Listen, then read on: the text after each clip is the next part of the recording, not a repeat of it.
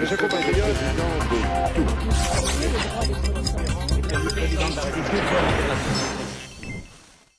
Je connais bien M. Ries, à la fois parce qu'il était au conseil municipal depuis 7 ans, mais aussi parce qu'il y a longtemps, c'était mon professeur. À l'époque, il était différent, il avait une grande barbe et il était beaucoup sur le fond, sa spécialité, la littérature. C'est vrai, il y a fort longtemps, j'ai été son professeur de français. À l'époque, elle était à Célestat, c'était une élève remarquable, enfin intelligente, et je suis content qu'elle ait fait la carrière qu'elle a faite, même si nous sommes opposés sur le plan politique et en concurrence, ça n'empêche pas le respect des personnes. Monsieur le prof de français, comment dit-on, maire sortant ou maire sortante?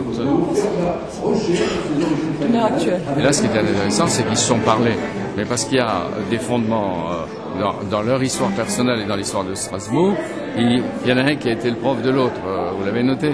Donc ils se parlent autrement, ils se connaissent, ils ont vu leurs évolutions. Il y en a un qui a été maire, puis l'autre qui est devenu maire après, etc. Donc, et une connaissance de la ville et des réalités de la ville. Donc ils se combattent face à face, et c'était intéressant.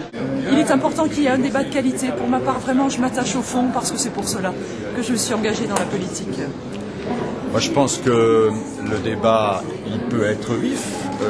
Il y a eu des moments plus vifs que d'autres dans le débat, mais dans le respect des personnes. Et je crois que ça, c'est extrêmement important pour avoir notre équilibre démocratique.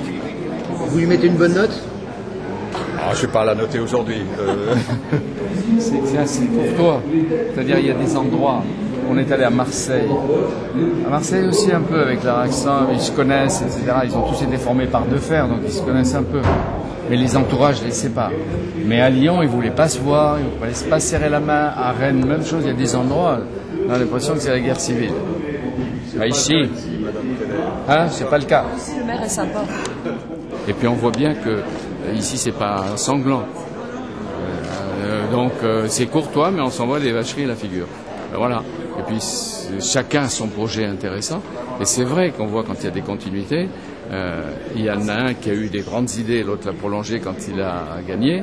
Et on va voir si jamais c'est Roland Ries, s'il prolonge le projet lancé par la maire actuelle, Keller, de transformer une partie de Strasbourg dans une sorte de Venise avec des vaporités autour, parce qu'il y a quand même une île ici. Et c'est intéressant.